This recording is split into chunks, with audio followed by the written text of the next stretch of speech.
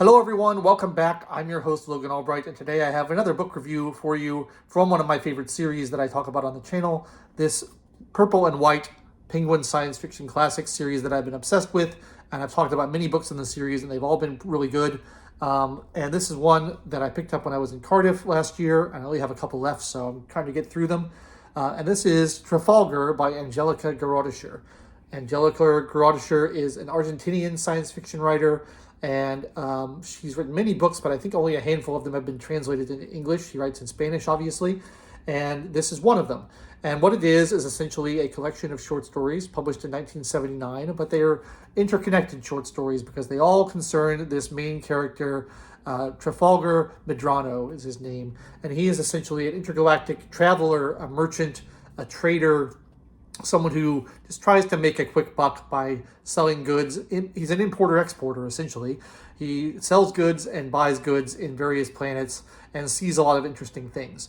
And Trafalgar is an interesting character. He is kind of irreverent, roguish. He loves black coffee. He loves cigarettes. And all the stories are essentially take place of him sitting around, drinking endless pots of coffee, smoking endless cigarettes, and relating the adventures of his travels to friends and family who are sitting around listening to his stories. That's essentially the premise of the book. And there's about 6 or 7 stories in there that all kind of they have kind of a travelogue format. It features descriptions of strange worlds and their strange customs and the strange people who live there. And it's just sort of a almost voyeuristic type of look at other societies and how they work, just a little peek into them. And Trafalgar has some kind of humorous and exciting adventures. There's a good deal of comedy in the book, I would say. There's an irreverence to it, and there's a lightheartedness to it where he gets into fairly amusing scrapes. He's kind of a womanizer, which is interesting given that the author is female. And you just hear about all these kind of kooky, off-the-wall planets with weird customs. And it's a lot of fun. I will say it's not one of my favorites in this series. It didn't really blow me away the way a lot of the others have, like Ice or the Hair Carpet Weavers. But I did enjoy it. It just feels a little bit lightweight because there's not that much of a point to the stories. The stories are just sort of fun little, glimpses into life on other worlds or what they might be like. And kind of, I guess you could say there's a little bit of social commentary or satire in the way that things work on these other worlds. It's kind of interesting. Like their governmental structures, the hierarchies, and the way their economies work and all that sort of thing.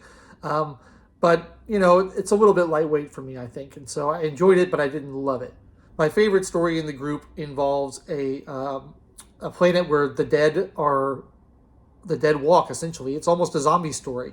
The people die, but they don't. Their bodies continue to be animated even after they die, and the living are sort of in frightened subservience to the dead, and the dead impose rules on society that the living are not too happy about, but there's nothing they can really do about it, because what are you going to do? These people are already dead. You can't kill them. And so Trafalgar has to figure out a way to solve that problem and make the world a better place.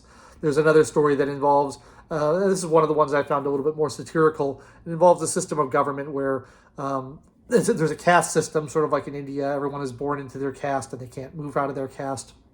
But the lords, the upper echelon, they select a king from one of the lower castes every year to rule. And it's sort of a ceremonial position. And the purpose of it is to make the lower castes feel like they're being represented, even though they're really not. And it's sort of a puppet figure who's run by the lords behind the scenes. So I thought that was an interesting one too, because it's sort of a commentary on how government works, and I thought that was great. So I don't have much to say about this book because there's not that much to it. It's pretty straightforward. It's witty, it's humorous, it's kind of charming. I would call it a charming little book, but it's just these connected short stories that are all centered around the same character and deal with different locations and different customs. And some of the stories are told in first person. Some of them are told in third person. The audience of the stories generally varies from story to story. But they're all, fairly similar in format, and it's just gallivanting around the universe. A little bit of a space opera kind of feel to it, a little bit of a travelogue kind of feel to it. But I thought it was interesting, and, I'm glad I read it. I think Angélica Gorodischer is an interesting writer, but it's not the kind of thing that blew my socks off or makes me hungry for more anytime soon. So I'm probably just going to leave it at that. I have one more book in this series that I have acquired I'll be reading that soon and doing a review of it. And then I'll have to get back to England, I suppose, and buy some more because I'm running out. But I'd be interested to know if you have heard of Angélica Gorodischer. I find her name very interesting because I think I mentioned this on my book haul video, but Gorodischer, it doesn't sound like a Spanish name. It sounds like a combination Russian and German name. Like the Ischer part of it sounds very German, and Gorod is the Russian word for town.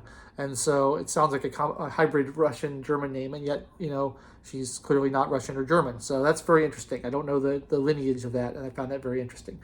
But the book was fine.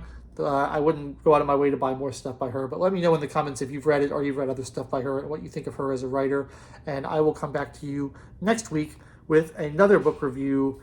I don't know what it'll be. I'm not going to do the next book in this series right away. I want to do a break and try some different stuff, and I'll come back to it in a few weeks, and we'll see what else we can discover. But it's kind of a short one today. I don't have too much more to say. I hope you enjoyed it. If you did, please like the video and subscribe to the channel and leave me comments down below and click the bell for notifications and all the other stuff you're supposed to do. You know the drill by now. But I really appreciate you watching. I really appreciate you commenting and engaging with the videos. Thanks so much. I've been your host, Logan Albright, and I'll catch you next time.